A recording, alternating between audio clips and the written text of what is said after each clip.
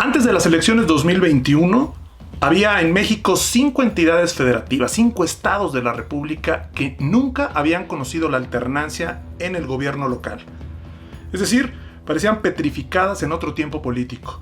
Estamos hablando de Campeche, Colima, Coahuila, Hidalgo y el Estado de México. De esas entidades, únicamente 2 abrieron las urnas para renovar gubernatura el domingo 6 de junio de este año. Y en las 2 se perfila ya, de manera irremontable, una alternancia, su primera alternancia en una historia de casi 90 años con el mismo signo de gobierno.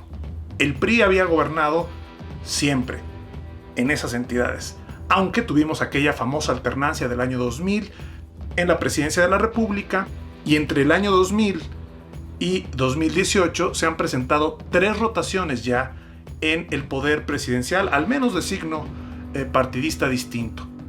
En los estados continúa esta problemática de partidos con mucho poder que no sueltan los gobiernos locales, pero poco a poco se ha ido remontando.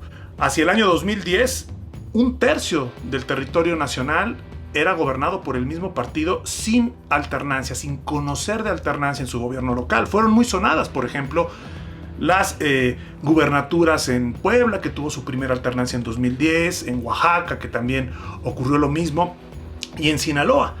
Sin embargo, eran candidaturas que de alguna forma habían estado vinculadas al PRI y ahora, por una opción de oposición, lograron finalmente en el papel formalizar un cambio, una rotación de gobierno. La alternancia no es un fin en sí mismo, pero sí es un síntoma de salud democrática.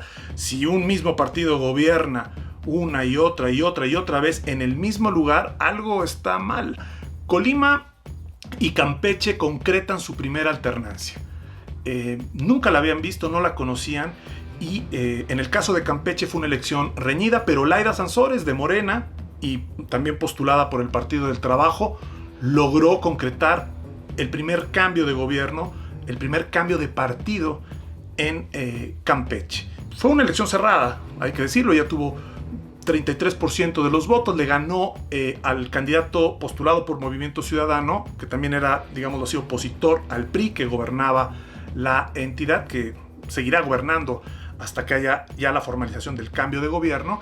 Le ganó por 1.6% acorde a las cifras oficiales que tenemos en este momento.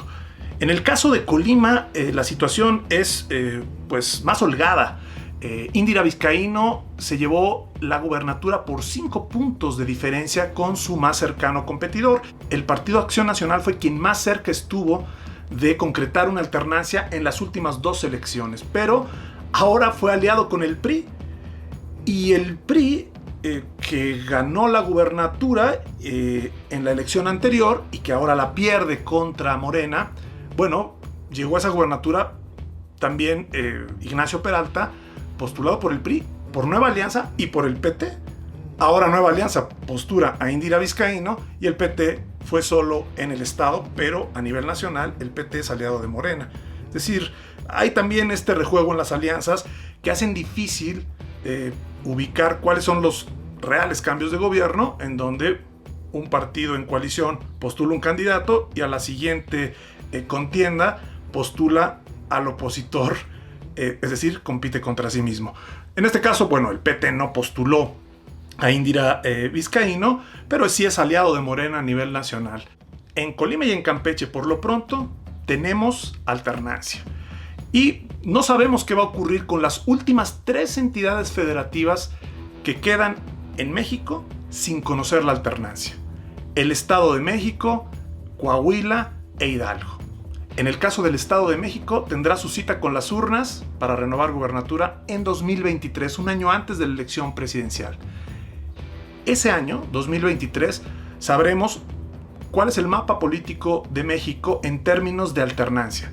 Si tendremos un país en donde al menos una vez en la historia de cada entidad federativa se ha dado una rotación del gobierno, del partido que gobierna formalmente, o si se conservará 1, 2 o 3 estados en el país con el mismo partido gobernando desde hace casi un siglo.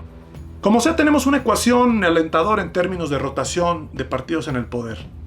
Ya no son los tiempos de carro completo, de los poderes perpetuos y en donde alguien gana todo y para siempre, con alguna posibilidad de triunfos municipales, alguna gubernatura perdida por ahí. Hace 10 años todavía, una tercera parte del país no sabía lo que era la alternancia.